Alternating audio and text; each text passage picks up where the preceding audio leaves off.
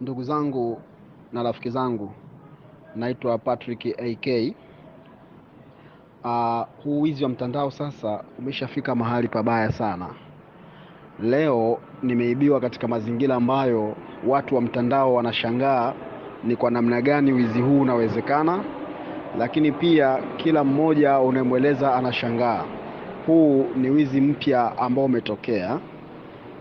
Mimi nikiwa mbali kabisa na kazini kwangu, binti yangu au mfanyakazi wangu amepata message kutoka kwenye namba inayofanana na ya kwangu kwa 100%, yani namba copyright na ninayoitumia mimi. Amepata ujumbe kwa SMS. Wakati huo namba yangu mimi ameisave, kaandika kabisa boss, lakini imeingia namba ya kwangu isiyo na jina, lakini hakuwa na mashaka hata kidogo, na imetuma message ifuatayo: nimempa bwana Seki namba yako, atakupigia, mtumie shilingi 450,000. Namba yake ni hii, kuna watu nipo nao, nitakupigia baadaye, kama haitoshi mtumie iliyopo kwanza. Basi message hii alipoipata huyu binti hakuipa uzito sana, na kwa sababu akawa hana kiasi hicho cha pesa.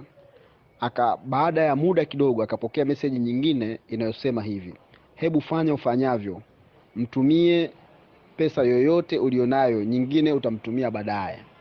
Basi baada ya kuona namba hii ni ya bosi wake na inamsisitiza tena amtumie pesa alionayo, akamtumia jumla ya shilingi 1,094,000.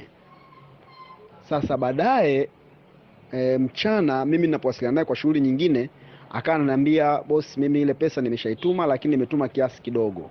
Mimi nikawa nashangaa ni pesa gani. Baada ya kufuatilia nikajua tayari tumeshaibiwa, na akasema kwamba umenitumia message. Nikamwambia nifuadie hizo message, na mimi nikaangalia kwenye send items yangu, lakini bahati mbaya sana au nzuri sana, siku ya leo leo tarehe 5 mwezi wa 7, sikuwa na mtu mwingine yeyote toka asubuhi mpaka mchana wa saa 7. Sikuwa na mtu mwingine yeyote, nilikuwa mwenyewe kwenye gari na nilikuwa nikifanya shughuli zangu mwenyewe nikiwa kwenye gari limetulia. Kwa hiyo hakuna mtu yeyote aliyegusa simu yangu. Lakini zaidi sana naamini kwamba huu ni mchezo, kwa sababu haijatoa jina aliyosave, lakini imepeleka namba ambayo ni ya kwangu.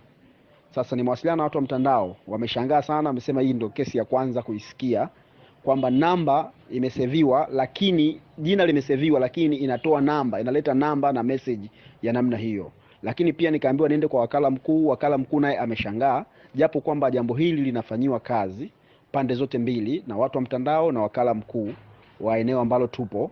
Lakini kimsingi nikaona kama ndugu na jamaa zangu niweze kuwajulisha kwamba kuna wizi mpya. Mtu anaweza kuitengeneza namba yako akatuma kule ambako anadhani anaweza akapata chochote, na kisha akaweza kufanikiwa.